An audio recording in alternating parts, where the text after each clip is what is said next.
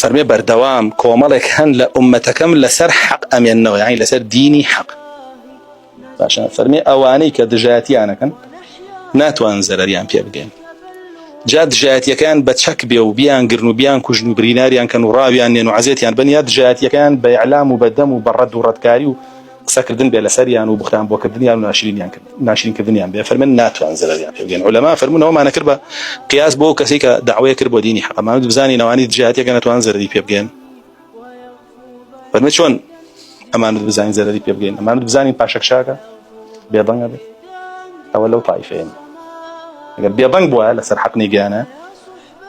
بیوتە وەڵا قسەم زۆر پێڵێن و باقسە نەکەم و تەواو بێدەنگ بووم پاشەک شێ بکەوە بترسێ و حکمت بەکارێن و نازانم چی ئەم بابەتانە فەرمانەوە لەو تایفێنی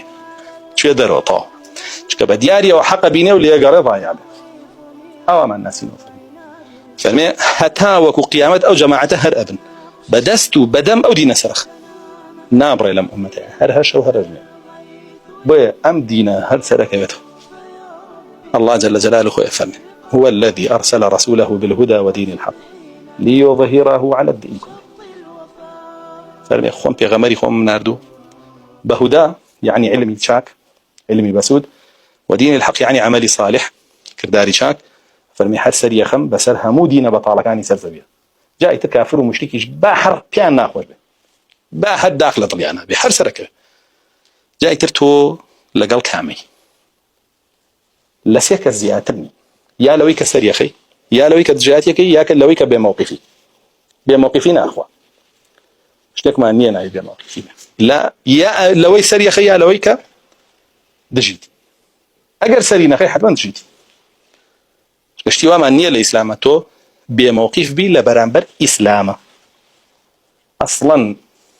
هبوني موقف لبرانبر إسلامه أجر بكلمة يجي بيت جواميرية كاوتيه الله جل جلاله باسي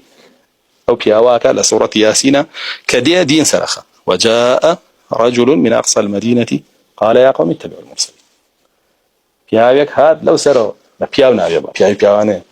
وخلق يوت شان حقك كون وانا بيغمر إخوان وحق يا أمبونا يا أمرته حق يا وشنية سورة بيني درسك وتارك همي قرآن همي حديث همي قصي سلفة لجيقاك وتريع لشوينك أبلاوكته موقف في بيواني أبي شنيا حسوتي وبغيرنا ربنا باش شيري كم بيجين بابين يرمبو دوك أسباب الله يكمو